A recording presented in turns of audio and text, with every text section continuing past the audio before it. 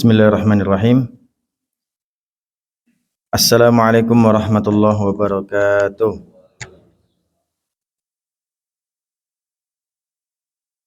Alhamdulillah, thumma alhamdulillah, wassalatu wassalamu ala rasulillah, wa ala alihi wa ashabihi wa mawalah. Asyhadu an la ilaha illallah, wa asyhadu anna muhammadan abduhu wa rasuluh. Usini wa iyyakum bitaqwallah, faqad fazal muttaqun. Haitsu qala Allah Ta'ala, ya ayyuhalladzina amanu taqullaha haqqa tuqatih wa la tamutunna illa wa antum muslimun. Ya ayyuhalladzina amanu taqullaha wa qulu qawlan sadida yuslih lakum a'malakum wa yaghfir lakum dzunubakum wa may yuti'illaha wa rasulahu faqad faza fawzan 'azima. Fa inna asdaqal hadithi kitabullah wa khairal hadi Muhammadin sallallahu alaihi wasallam wa syarrul umuri muhdatsatuha ala fa inna kulla muhdatsatin bid'ah wa kulla bid'atin dhalalah wa kulla dhalalatin finnar. Amma ba'd. Hadirin hadirat yang saya muliakan, pertama mari kita bersyukur pada Allah pada kesempatan subuh ini kita bisa melaksanakan sholat subuh secara berjamaah. Dan ini kedengaran suaranya nih. Dan pada kesempatan ini juga kita harus bersyukur karena kita semua mendapatkan rahmat dan mendapatkan fadilah. Baru pas ini suaranya. Kita mendapatkan rahmat dan mendapatkan fadilah, yaitu kita tidak bermaksiat. Nah ini yang penting ini. Walaula fadlullahi alaikum warahmatuhu lattaba'tumus syaitana illa qalila. Kalau bukan karena rahmat Allah dan fadilah Allah, mungkin kita saat ini sedang mengikuti setan. Ya, mengikuti setan banyak caranya. Orang malah sholat, orang malah tangi, tapi mungkin bermaksiat atau ngapain. Mengikuti setan lah pokoknya. Mari kita bersyukur atas itu semua sehingga kelak kita mendapatkan nikmat yang lebih banyak lagi. Amin. Allahumma amin.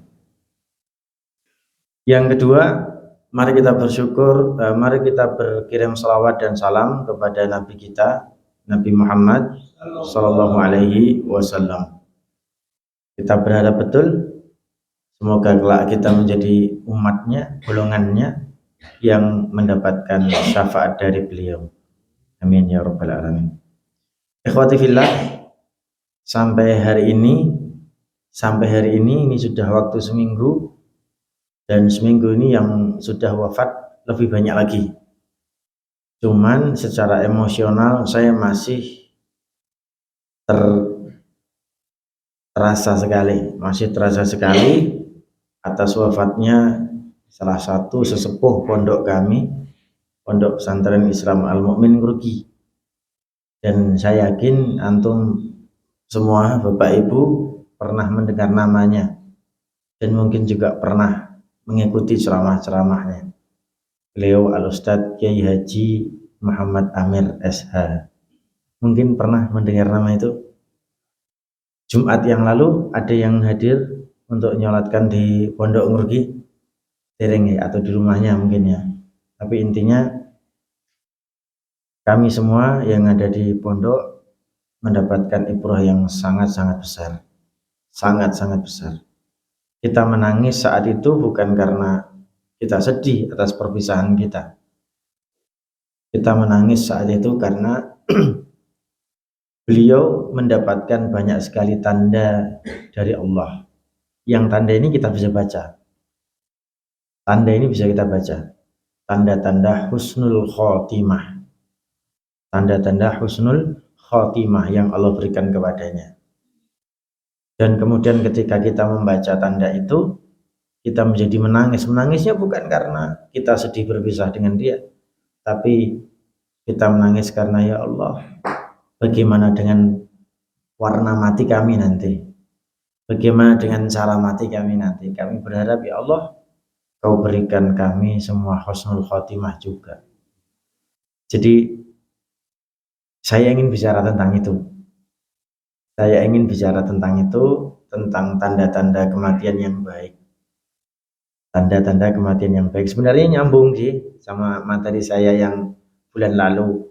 Materi saya bulan lalu itu nasihat untuk kita semua yang sudah berusia 40 tahun ke atas kan, yang orang-orang itu sudah memiliki tanda-tanda tua, tanda-tanda kematian. Lah sekarang nyambung dengan apa namanya emosi kami semua karena wafatnya sesepuh kami, ustadz kami dan guru kami semua. Mungkin kalau di sini ada Ustadz Ridho, ada ada Ustadz Ridho namanya, ngajar di sini enggak ya. Ustadz Ridho itu putranya Ustadz Amir. Beliau juga sering ngisi di mana-mana. Beliau kakak kelas kami waktu di Ngerugi, saya baru masuk, beliau sudah lulus. Jadi ya sempat ketemu beberapa saat di pondok, tapi begitu di luar ternyata pertemuannya lebih sering. Ketemu di Masjid A, Masjid B, Masjid C. Namanya Ustadz Muhammad Ridho. Baik Bapak Ibu sekalian, saya akan kaji itu tanda-tanda husnul khotimahnya seseorang. Kalau kemarin tanda-tanda orang sudah dekat dengan ajal, sekarang tanda-tanda husnul khotimahnya seseorang. Kan gitu. Pak, kenapa sih dari kemarin ngobrol tentang tanda-tanda?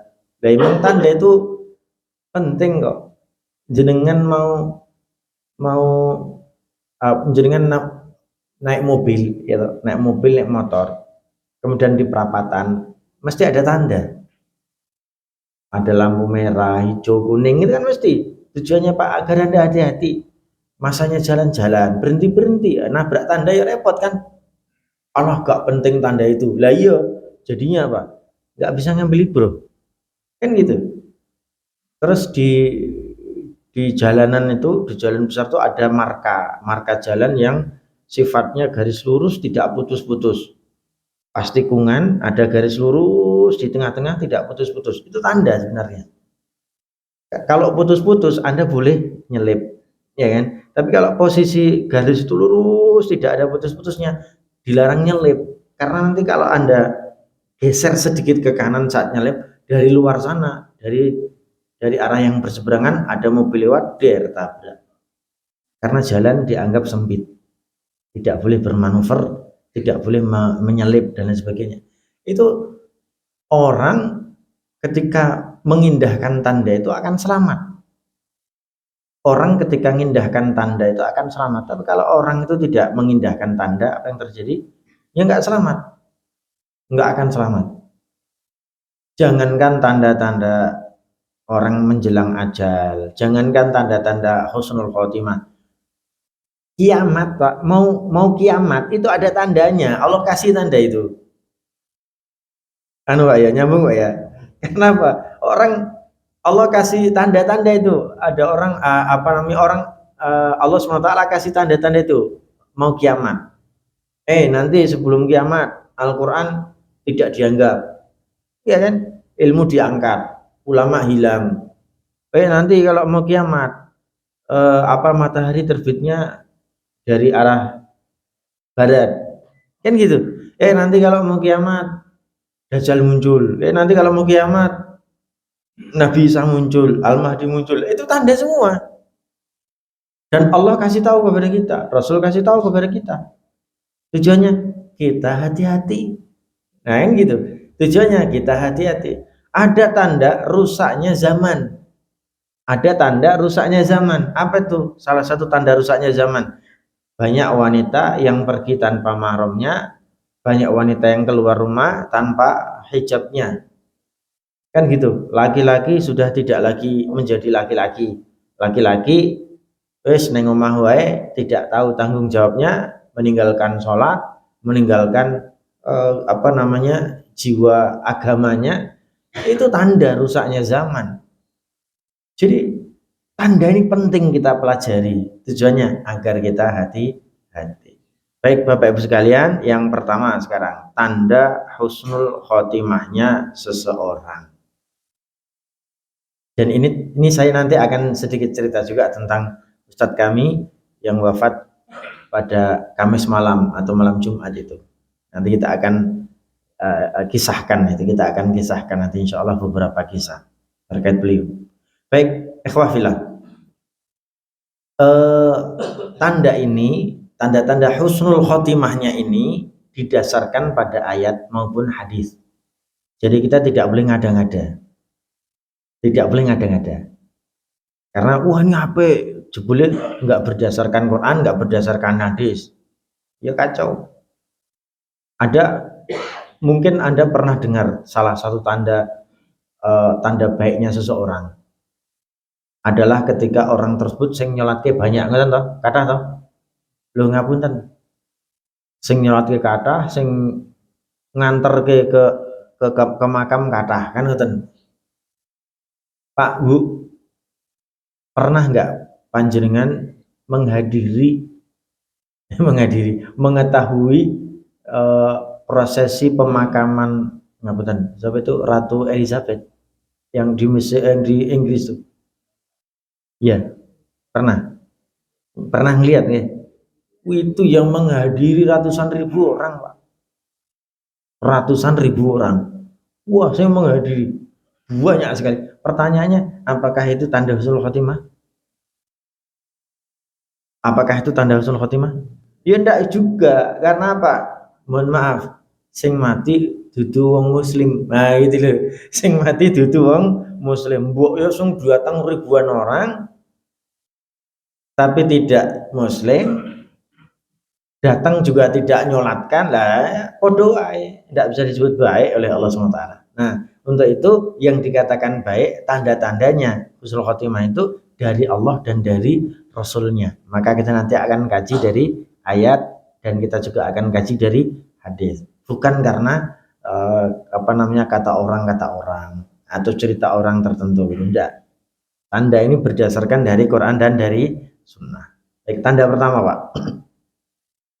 Tanda husnul khotimahnya seseorang yang pertama, ketika wafat, kalimat terakhirnya adalah Allah. La ilaha illallah. Dia mengingat Allah. Itu, Pak. Ada yang bisa, Pak? Gampang tak wis hafal, ya kan bisa. Sekarang udah hafal, nanti ketika mati gimana? Berat. Kenapa berat? Lah berat. Kenapa berat? Karena hanya di mulut, tidak di badan, tidak di hati, tidak di jiwa. Nah, walaupun lafadz la ilaha illallah di mulut itu sendiri sudah merupakan kebaikan yang Allah berikan kepada hamba itu. Ya, sedikit saja kata la ilaha illallah ada di dalam hatinya, orang tersebut bisa diangkat ke surga. Orang tersebut bisa diangkat ke surga. Itu kalau kita bicara la ilaha illallah. Tapi yang di sini maknanya, man kana akhiru kalamihi la ilaha illallah dakhalal jannah. Siapapun yang kalimat akhirnya adalah kata la ilaha illallah, dakhalal jannah, pasti masuk surga. Kalimat yang diucapkan oleh lisan kita saat kita mau wafat adalah la ilaha illallah. Gampang ngono po susah to niku? Kita nggak bisa bayangkan ya. Sekarang dalam kondisi sadar gampang. Ketika besok, kamu besok mati ya, kamu langsung la ilaha illallah terus tuh. La ilaha illallah mungkin gitu ya. Tapi kan mati nggak seperti itu. Mati nggak seperti itu kan? Ada tanda-tanda kematian, tapi pasti kapan orang ngerti. Pasti kapan orang ngerti. Sehingga kapan? Tiba-tiba des. Suatu saat yang tiba-tiba itulah membuat kita menjadi gelagapan. Mau ngomong apa? Yang pertama. Yang kedua, Bu, Pak, contoh kecil kita ambil dari analogi atau kisah burung biu. Tahu burung beo Pak ya? Hewan yang kalau dilatih ngomong seperti manusia, maka yang paling manut itu burung beo. Burung beo. Mungkin kalau kera nggak bisa, sapi nggak bisa, harimau apalagi ya kan, apa kambing ya ora iso, onto ya ora iso meng beo. Yang disuruh latihan kayak manusia. Beo itu kalau dilatih Pak, beo itu kalau dilatih ngomong bisa dia. Bapak datang, bapak datang, bapak datang, gitu kan. Itu kalimat burung beo. Pertanyaannya ketika dia bisa ngomong bapak datang, apakah nanti ketika dia mati bapak datang gitu? Enggak juga. Apakah nanti ketika dia mati ngomong bapak datang? Enggak. Karena apa? Ya cuman di sini pikirannya udah hilang. Pikirnya udah hilang. Pikiran tentang bapak datang ketika dia mau mati udah hilang. Maka susah Pak sebenarnya. Bahkan mungkin yang terjadi hanya orokan saja. Apalagi setan saat itu datang dalam sakaratnya manusia. Setan datang dalam sakaratnya manusia. Dia akan membujuk manusia, mengingatkan berbagai macam keburukan manusia sehingga dia lupa Tuhannya. Wah, susah ini. Susah sekali. Maka betapa kalimat la ilaha illallah itu kalau diucapkan di akhir hayat menjadi jaminan surga. Itu betul, saking susahnya kalimat itu diucapkan. Pertanyaannya, bagaimana cara agar kemudian kalimat yang begitu susah diucapkan di akhir hayat itu bisa terucap? Kan gitu. Solusinya apa? Pak, solusinya satu. Mengucapkan itu tidak cuma di kata, tapi mengucapkan itu dipikir, mengucapkan itu di hati, mengucapkan itu di dalam seluruh tubuh kita. Apa maknanya kalimat la ilaha illallah ketika kita diminta untuk sholat? Mata melek, oh iya la ilaha illallah, kita sholat subuh nih. Pikiran langsung berhenti dari seluruh pikiran dunia nih. Langsung segera menuju ke masjid, ambil air wudhu. Itu sudah mencerminkan la ilaha illallah. Tidak ada Tuhan selain Allah. Tidak ada yang memerintahkan kecuali Allah. Tidak ada yang mewajibkan kecuali Allah. Tidak ada Rabb yang berhak disembah kecuali Allah, kan gitu. Begitu Allah tetapkan, hei sholat subuh, hei sholat duhur, itu tubuh kita sudah melafadzkan la ilaha illallah, sudah mengamalkan la ilaha illallah, gitu. Baru kemudian kalimat itu ketika fikir kita atau lisan kita agak susah mengucapkan kalimat la ilaha illallah saat akhir hayat, tapi kok tubuh kita ini terbiasa melakukan la ilaha illallah, jiwa kita melakukan la ilaha illallah, gampang nanti dia akan mati atau menyebut kalimat la ilaha illallah. Karena sudah menjadi kebiasaan.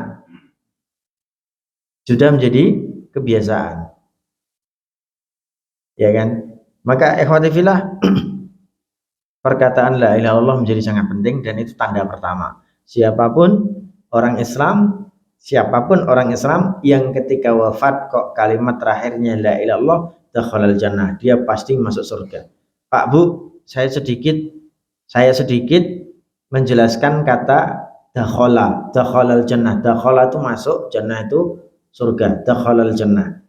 Pak Bu, kalau jenengan belajar bahasa Arab, dakhala itu fi'il madzi. Fi'il madzi itu apa? Fi'il madzi itu kata kerja yang telah lampau. Bahasa Inggrisnya past tense. Kalau dalam bahasa Arab fi'lun madzi. Ya, berbeda dengan fi'il mudhari'. Fi'il mudhari' itu fi'il yang sedang dilakukan dan akan dilakukan. Fi'il mudhari' dari dakhala adalah yadkhulu, akan masuk, sedang masuk atau akan masuk. Pak Bu, hadis ini unik. Mangkana akhiru kalami, siapapun yang kalimat akhirnya la ilaha illallah dakhalal jannah, masuk surga, telah masuk surga. Telah masuk surga, kapan masuknya? Padahal belum berkata kan? Mangkana, siapapun orang yang di akhir kalimatnya la ilaha illallah dakhala, telah masuk, dakhala al jannah, telah masuk surga. Pertanyaannya, kenapa tidak pakai yadkhulu? Kenapa tidak menggunakan yadkhulu? Akan masuk surga. Tapi Rasulullah katakan dakhala, pasti atau telah masuk surga. Ternyata penggunaan fi'il madhi di dalam hadis ini untuk menunjukkan kepastian. Dakhala itu kan telah masuk surga. Padahal kita belum masuk surga kan? Atau orang yang mati menggunakan kalimat la ilaha illallah itu saat itu kan belum masuk surga. Tapi Rasulullah katakan dakhalal jannah, telah masuk surga. Tujuan kata penggunaan fi'il madhi di dalam hadis ini untuk menunjukkan kepastian orang itu yang ngomong la ilaha illallah masuk ke dalam surga. Jadi kajian bahasa saja sudah sangat unik. Belum lagi kajian-kajian hikmah dan juga makna-makna yang lain, Masya Allah. Itu tanda pertama, Pak. Saat sebagian orang ngomong sebagian orang ngomong kalau ngucap la ilaha illallah itu berat. Akhirnya sebagian orang mentalkin saat orang mau meninggal itu dengan kata Allah. Allah, Allah, gitu kan. Pak, tapi ada kuncinya nggih. Nanti kalau mau mentalkin orang kita butuh latihan. Atau mau dilatih sekarang? Kita mentalkin mayit itu gini. Ngapunten ya, jangan asal teling ini telinga nih. Allah, Allah, Allah, Allah, jangan ngono. Enggak boleh gitu, Pak. Tunggu masa saat jenazah itu kondisinya agak tenang. Jangan saat dia bekekeng gitu, Allah, Allah, jangan gitu. Saat dia teriak-teriak jangan gitu, jangan ditambahi kata. Saat posisinya agak tenang, dia agak diam, bisikkan kalimat la ilaha illallah kanan. Mungkin nanti dia mikir lagi, wah susah lagi pikirannya, wah gitu kan. Ada kan yang seperti itu? Ada. Pindah kiri, Pak. Strap, pindah kiri. Cari waktu agak sedikit tenang. Bisikin kalimat la ilaha illallah. Gitu, Pak. Jadi ketika mentalkan itu jangan dengan apa ya, ketergesa-gesaan. Ayo ucap la ilaha illallah, malah bingung. Oh, setan sing ning kiri kanannya lebih banyak. Lebih banyak. Di pikirannya, di hatinya, di situ lebih banyak. Maka cari cara yang pas, cari yang tepat saat orang itu sudah dalam kondisi agak sedikit tenang atau tidak lebih keras. Di saat-saat posisi keras itu dia agak lebih tenang, baru talkinkan, sisipkan kalimat la ilaha illallah. Itu Pak caranya, Pak. Ya semoga nanti kalau kita mendapatkan orang yang nazak, sakarat, itu kita bisa belajar dari situ. Dan pelajaran terbaik, pelajaran paling berharga adalah ketika Anda menjumpai itu di mata, langsung di mata Anda langsung datang, Masya Allah, orang seperti ini, nazak itu, hati Anda akan bergetar itu. Yakin, Pak, hati Anda akan bergetar itu. Ini malaikat sedang datang di hadapan dia. Berarti kan ada di samping Anda sebenarnya. Setiap hari ya malaikat di samping kita memang. Tapi kadang nggak ngerasa kan kita. Nah begitu ada orang nazak kita di depannya, rasa banget. Masya Allah. Gitu Pak ya, nomor 1. Apa tadi? Meninggal dengan mengucapkan la ilaha illallah. Gitu. Kalau orang yang sudah biasa, enteng banget Pak. Kalau ada orang yang meninggalnya bisa mengucapkan itu, ya Allah, enteng banget. Nomor 2 Pak sekarang. Nomor 2. Tanda husnul khotimah. Ini tidak semua tanda harus ada di dalam orang ya. Bisa jadi satu aja udah cukup gitu loh. Ada banyak tanda. Tanda itu tidak harus berada dalam diri seseorang itu. Kalau ada pada diri seseorang itu berbagai macam tanda, ya tambah baik. Tapi satu aja udah baik gitu loh. Satu aja udah baik. Apa tanda kedua? Meninggal dalam kondisi batuke keringetan, Pak.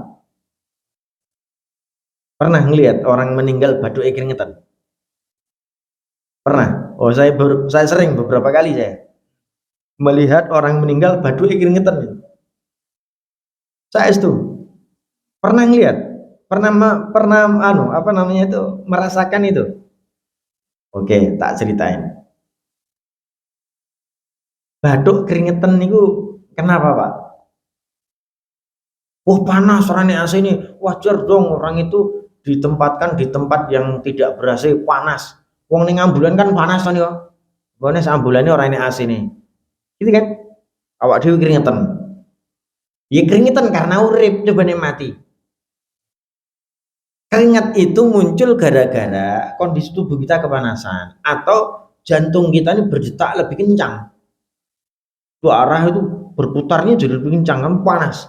Karena panas di bawah kulit akhirnya keluar semua itu keringat. Kita kalau jalan-jalan jatuh dan jantungnya kan lebih lebih keras. Kalau kita berlari jantungnya lebih keras kan bergerak itu. Otomatis keringat muncul. Pertanyaannya, orang mati jantungnya bergerak nggak? Nggak bergerak. Pertanyaannya, kenapa kemudian keringat muncul? Ayo. Opo dheweke ngombe akeh mau sadurunge mati? Ya ora enggak gitu juga kan? Enggak gitu juga. Memang keringat yang muncul dari batuk wong muslim saat mereka wafat itu tanda dari Allah untuk husnul khotimahnya dia. Untuk husnul khotimahnya dia. Agar apa toh? Agar orang lain yang melihat itu mengerti ini tanda baiknya orang tersebut gitu loh.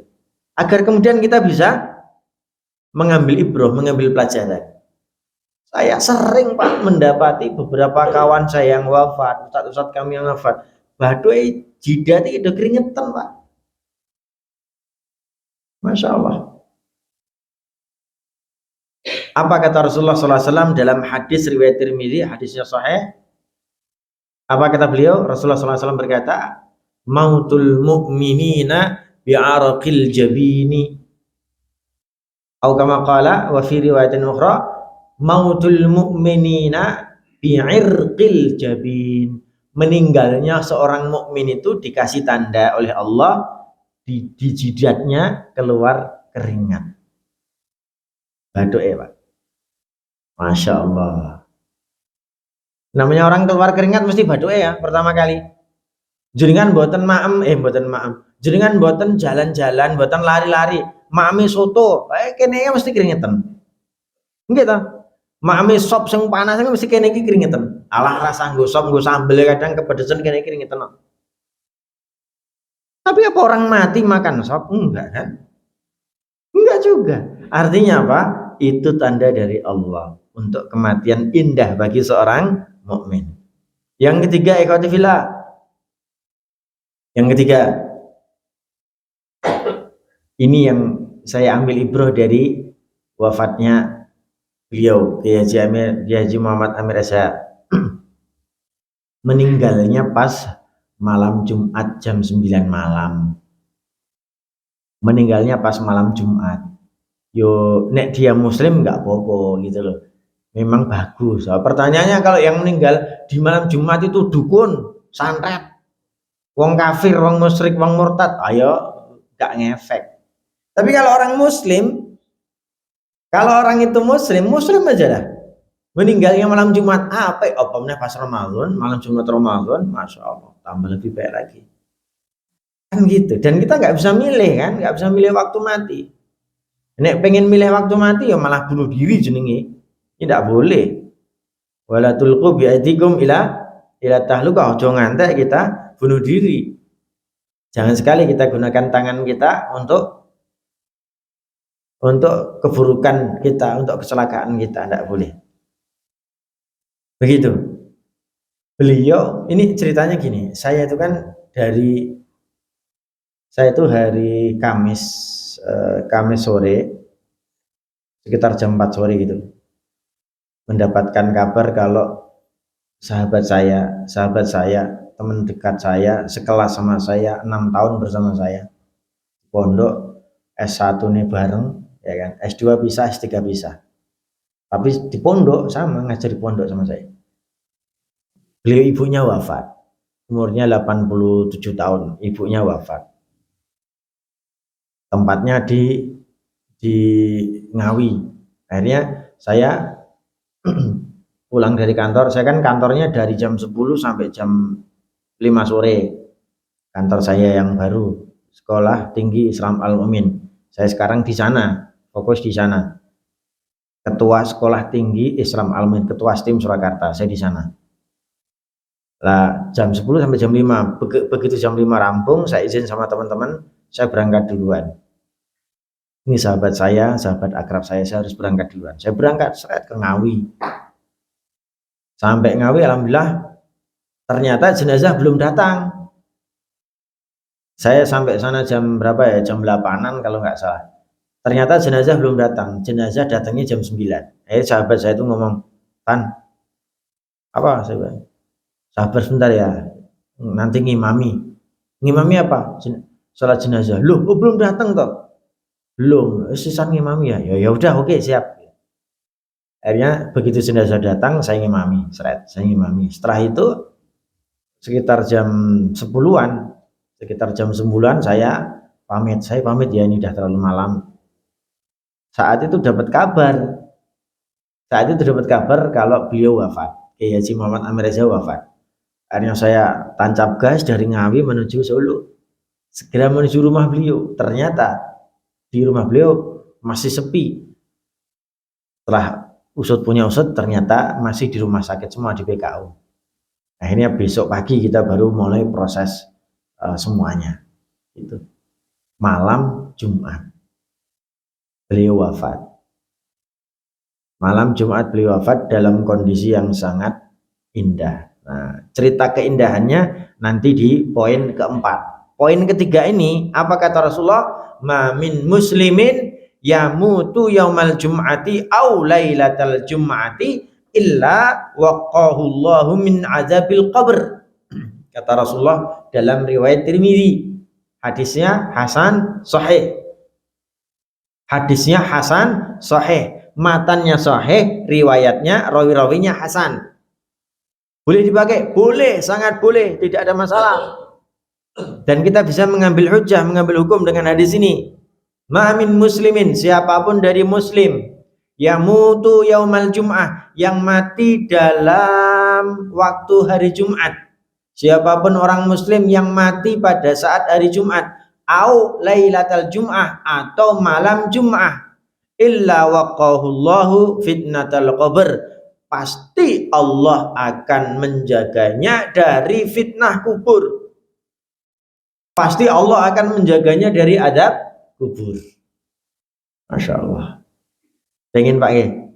Pengen lah. Ayo, iso mati nih pas Jumat, pas malam Jumat. Tapi kan Allah yang pilih. Kan gitu. Ya Allah ya Rabb. Beberapa kali ada, ini cerita ya. Cerita ini testimoni, bukan dalil. Mbah kita pengen mati neng Mekah saat haji. Mbah kakung, mbah wedok. Sini ceritanya biar. Akhirnya mbah wedok ini pengen banget iso mati neng Mekah, disolatke karo Mekah. Buh piye amalane gak mudeng, neng keinginan itu disampaikan. Ojo ngomong ngono to, kita ya mulai bareng neng Indonesia. Lah kok tenan toh? Mbah Putri wafat di Mekah. Yang pulang tinggal mbah kakung itu. Ada yang seperti itu. Coba. Jadi Allah itu sudah ngasih firasat kepada orang-orang mukmin. Maknanya orang mukmin itu punya firasat, dan firasat itu baik. Ketika firasat itu terungkap, mungkin orang yang hidup kayak percaya nggak percaya, tapi terjadi beneran gitu. Besok aku nek mati dina Senin, pas aku poso. Siapa tahu? Wong dia seneng dan punya kebiasaan puasa Senin Kamis, mati pas kondisi puasa Senin. Allahu Akbar. Yang seperti itu sering terjadi loh Pak. Jadi kan cerita bapak ibu kita, iki ya wong kok nek mati kok penak, kaya orang duwe beban itu loh. Enten Pak? Ada. Jadi orang-orang seperti ini, cerita-cerita seperti ini bisa kita jadikan sebagai testimoni yang kita percayai, karena yang bercerita orang-orang muslim, tapi bukan sebagai dalil. Gitu loh. Nek dalil jelas dijadikan sebagai landasan hukum, tapi nek ceritakan bukan sebagai landasan hukum, hanya testimoni. Kayak aku ngebuat kayak langsung mari loh, kayak gitu kan. Padahal orang lain kadang nggak cocok dengan obat itu, tapi orang bisa bercerita karena perasaan dia, karena pengalaman dia. Itu namanya testimoni, Pak. Itu ya. Tapi ingat bahwa dalil berkata dengan sangat tegas, siapapun muslim, muslim Pak ya, ingat, catatannya muslim. Muslim tidak kafir, tidak murtad, tidak musyrik, tidak kafir. Ya, tidak kafir. Muslim yang mati pada saat hari Jumat dan malam Jumat atau malam Jumat, maka Allah pastikan menjaganya dari adab kubur. Dan perhitungan Jumat atau malam Jumat itu perhitungan hijriah, Pak. Perhitungan hijriah, Pak. Bukan perhitungan Masehi. Maksudnya pribun? Hijriah Masehi itu kan sebenarnya dua-duanya kalender Allah, dua-duanya perhitungan yang Allah buat agar manusia bisa berhitung dengan benar. Nek Masehi itu kan berdasarkan terbit dan berdasarkan terbitnya matahari kan. Tapi kalau yang Hijriyah justru pada saat terbenamnya matahari, saat hilal muncul. Beda kan? Disebut beda hari ketika hilal muncul kan? Hilal itu kapan? Ya maghrib. Hilal itu maghrib. Jadi begitu Kamis sudah muncul Kamis terbenamnya maghrib, terbenamnya matahari pada saat hari Kamis itu sudah masuk Jumat. Kamis malam itu sudah masuk Jumat kan gitu. Jum'ah atau Lailatul Jum'ah itu perhitungannya. Perhitungannya bukan saat Kamis siang, tapi Kamis sudah terbenam matahari. Begitu. Begitu meninggalnya Jumat, tapi Jumatnya, mohon maaf, Jumatnya ngepasi bar adzan maghrib. Itu mlebu setu. Ngerti lho, Pak? Ngerti nggih? Jadi hitungannya Hijriyah. Hitungannya adalah kalender Hijriyah, bukan kalender Masehi. Walaupun saya katakan Masehi dan Hijriyah dua-duanya Allah yang ciptakan, Allah yang buat. Yang membuat matahari Allah, yang membuat bulan Allah. Keduanya digunakan untuk perhitungan. Cuman orang-orang Islam diperintahkan oleh Allah untuk menggunakan kalender bulan, kalender Hijriyah. Tujuannya apa? Untuk menjaga ibadah. Untuk menjaga ibadah. Ya Idul Fitri, Idul Adha, Jum'ah, awal Ramadan kan pakai hilal semua, pakai bulan, termasuk matinya ini, ya kan? Mati kita ini hitungannya harus hijriah, Pak. Hati-hati, Pak. Termasuk umur 40 tahun, umur 40 tahun hijriah karena masih beda ya. Beliau Al-Ustadz Kiai Haji Muhammad Amir Aisyah itu umur 90 tahun lebih 3 bulan hitungan hijriah. Tapi kalau hitungan Masehinya 87 tahun. Beda 3 tahun, Pak. Nah, beda toh. Ya karena apa? Karena memang perhitungannya berbeda. Tapi kita diminta untuk menggunakan kalender Hijriyah, menggunakan kalender bulan. Kata nggih? Itu. Jadi siapapun orang yang meninggal pada hari Jumat atau malam Jumat, maka dipastikan Allah akan melindunginya dari fitnah kubur. Selanjutnya, Pak. Meninggal wajahnya tersenyum. Wah, nek iki ketoke ceritanya oke, Pak. Tapi pertanyaannya, ada dalil nggak meninggal mati tersenyum itu?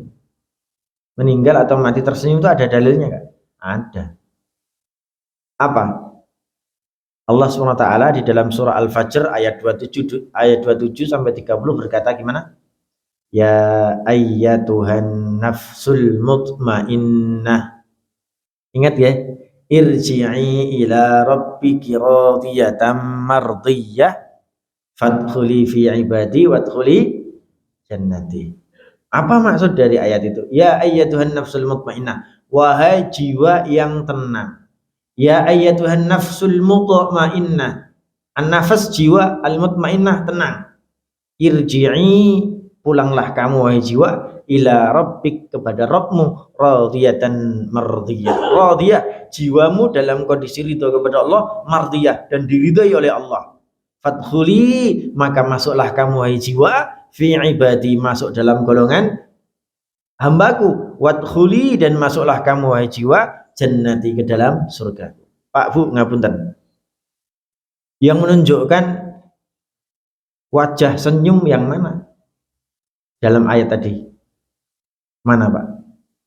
Ada enggak? Enggak ada kata-kata senyum. Memang enggak ada, Pak. Tapi perhatikan kalimat berikut. Ya ayyatuhan nafsul mutmainnah. Wahai jiwa yang tenang, Pak, Bu. Nek jiwamu tenang, nek jiwa kita tenang. Kira-kira wajah pripun? Ngapunten, nek jiwa kita tenang, wajah kita gimana? Tenang loh, tenang, penuh dengan senyuman, apa-apa dianggap sabar. Wajah itu kayak nggak ada beban. Pernah nggih? Nyambung Pak nggih? Nyambung banget. Jiwa yang tenang itu akan memancarkan di dalam wajahnya ketenangan, kedamaian, kenyamanan. Tidak ada rasa beban. Wajahnya senyum tenang gitu. Pak, cerita Pak, ini cerita Pak, cerita nyata tentang beliau Ustaz Amir Esa. Cerita nyata. Umur 90 tahun, sakit kan? Lebih sering sakit apa sehat? 90 tahun Pak, lebih sering sehat apa sakit? Sakit lah kula berkali-kali ngeluh kali jenengan. Waduh ngapunten iki boyok kula ro. Lah ngopo tetap biyen pernah jatuh. 40 tahun wis bola-bali ngelah-ngeluh, ngeleh. Sering kan kita ngomong gitu, 40 tahun apa meneh 90 tahun. Pak Bu ngapunten, jenengan kalau pas loro wajahi pripun? Ayo saya tanya, jenengan nek ngepasi loro wajahi pripun? Berat nggih? Berat nahan susah. Nggih ta? Berat nahan sesuatu yang berat, sakit mungkin di jantung, di dalam lambung atau di ginjal atau di apa lutute sing wis abot banget, boyoke sing wis boyoken wis mbuh. Pokoke wajahe abut rasane. Nggih napa nggih? Nggih. Pak Bu, beliau sakit. Wajahnya itu namanya orang sakit, wajahnya wajah orang sakit kan? Pak Bu, ketika beliau wafat, Allahu Akbar, seluruh keluarganya bersaksi, ya Allah, Mbah Kung, gitu. Foto-fotonya sudah menyaksikan. Ya Allah, Mbah Kung, kaya wong turu. Maksudnya kaya wong turu itu berapa? Begitu wafat, wajah yang tadinya berat menahan sakit, wajah itu sumringah, bersih cahayane, nggak ada rasa beban, nggak ada beban berat yang ditahan, cul los gitu aja. Ini subhanallah, beda loh antara orang sakit dengan orang tidak sakit. Orang yang sudah lepas dari sakitnya, wajahnya itu sumringah, senyum dan lain sebagainya ada di dalam sini, terpancar dari wajahnya. Ini beliau Pak. Jadi subhanallah, saya ingin katakan, orang mati juga terpancar dari wajahnya. Tidak perlu dipacai, Pak. Enten toh sing dipacai? Enten mboten? Ben bagus, ben ketok ranti beban dipacai. Ora perlu dipacai, Pak. Wajahe sumringah, wajahe senyum, wajahe los tanpa beban. Itulah makna dari kata ya ayyatuhan nafsul mutmainnah. Ini Masya Allah. Jadi ya saiki nek lara wajahe rada mbesengut ya ora apa-apa. Ning sing penting atine aja mbesengut ngono kan. Ya wajar to wong namanya aduh ya Allah sakit banget kan gitu kan. Ya Allah ya kan wajahe mesti beda. Beda karo sing ora lara kan gitu to. Maka orang sakit itu ketika memasukkan ke dalam hatinya sabar, wajah itu akan tertolong. Coba nih orang yang sakit tidak bisa memasukkan ke dalam dirinya kesabaran, wajahnya tambah butek gitu rasanya. Gitu nggih. Masya Allah ini. Jadi ini Bapak Ibu sekalian, wajah tersenyum. Yang kedua, ini bukti lagi testimoni saya.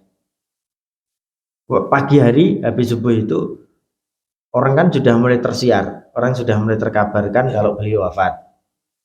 Saya akhirnya nunggoni area situ, mengatur parkir motor, parkir mobil dan sebagainya.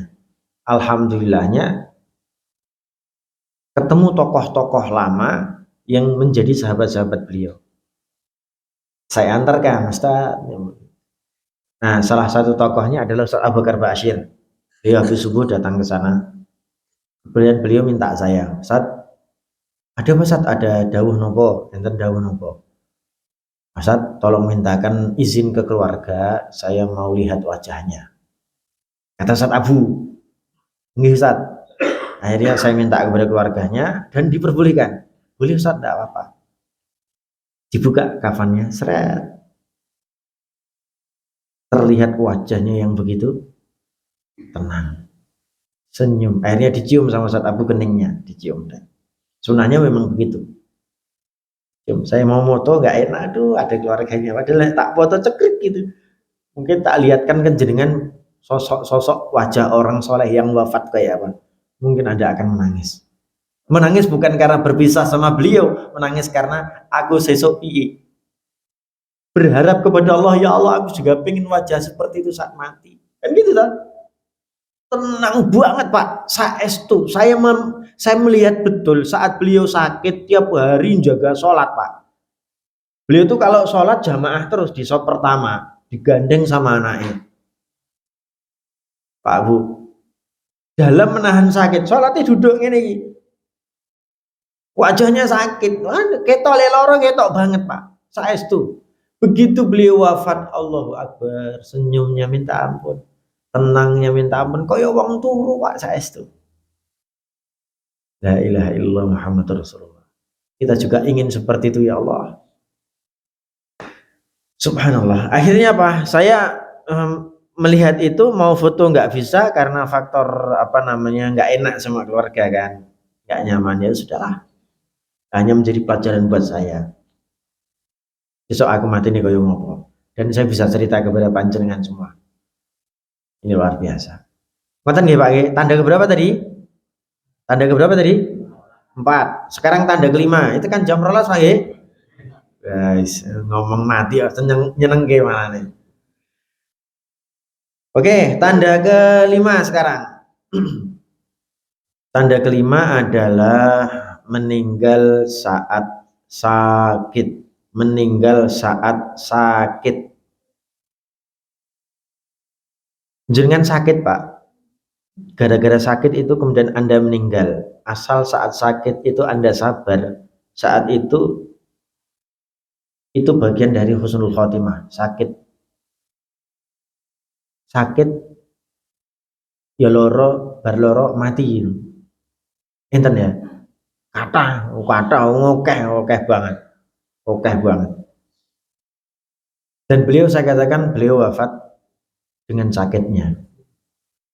Dan banyak ustadz-ustadz kita yang wafat karena sakit kan?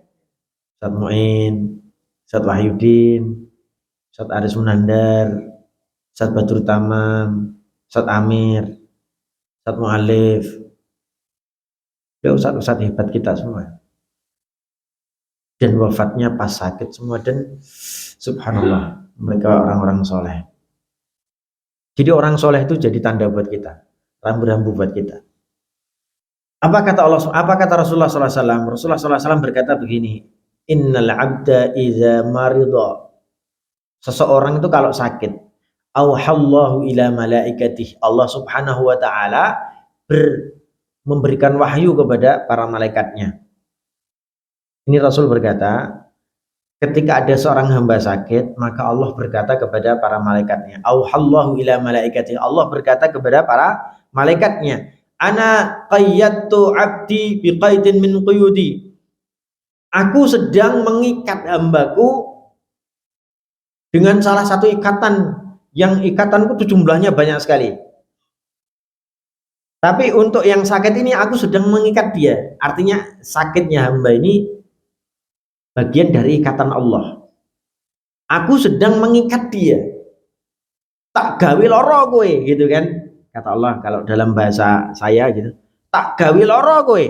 Ben ngopo to? Ben ra petakilan. Petakilan metu meneh iki. Kita bulan wingi petakilan metu, saiki metu meneh. Ngapunten Bu, wong loro kok petakilan iki pripun? Lucu kan? Orang sakit wayahe zikir, wayahe madhep mantep, wayahe wis to. Cukup linggo, cukup turu ning sing penting zikir. Sing penting sabar. Nglaksanake sholat. Wong loro kok jeh wirawiri neng karaokean umpamane. Wong loro kok jeh wirawiri neng alun-alun kono ndelok dangdutan. Iki piye?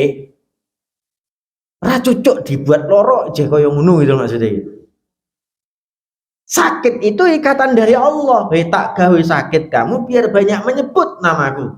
Tak gawe sakit kamu biar kamu semakin hari semakin ingat aku. Kan gitu tujuan sakit. Itulah kenapa Allah katakan ana qayyadtu 'abdi biqaudin min quyudi. Aku mengikat hambaku dengan salah satu ikatanku yang begitu kuat. Salah satunya adalah sakit. Fa in aqbiduhu aghfirlah. Fa in aqbiduhu aghfirlah. Hei malaikat, kalau dengan sakit itu aku membuatnya mati, aku pasti mengampuninya. Kata Allah. Itu kata Allah kepada para malaikat. Malaikat, kalau kemudian hambaku yang tak buat sakit tadi mati dengan sakitnya, aku pasti mengampuninya. Itu kata Allah kepada malaikat. Artinya malaikat tidak mungkin menulis sesuatu yang macam-macam kecuali kebaikan, maghfirah dari Allah. Oh, dia sakit, dia sabar, maghfirah tinggi, udah selesai.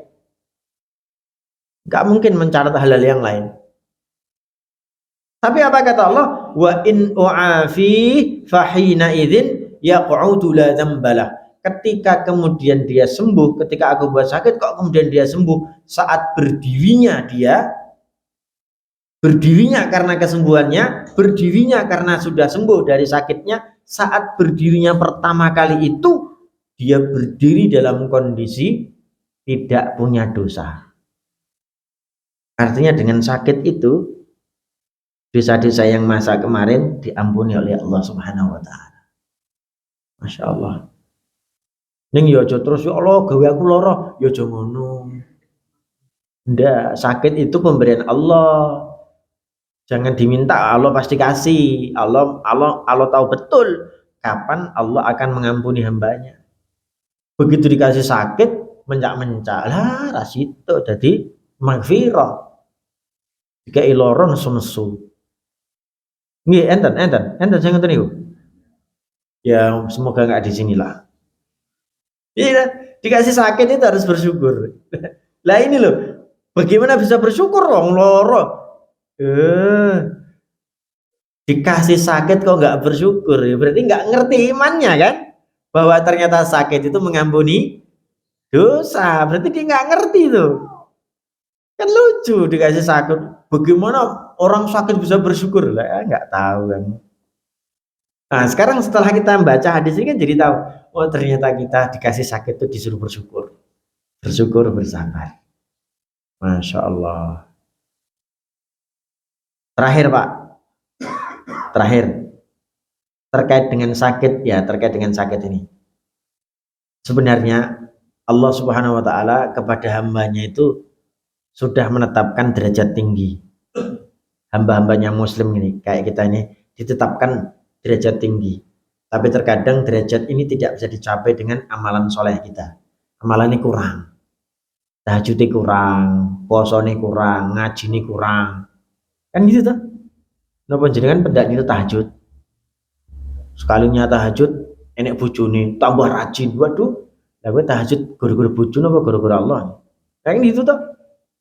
Perlu dipertanyakan. Tapi intinya terkadang orang muslim itu sudah ditetapkan derajat yang tinggi oleh Allah, tapi tidak bisa dicapai dengan amalan soleh. Maka untuk mencapai ketinggian derajat itu, dia dibuat sakit oleh Allah.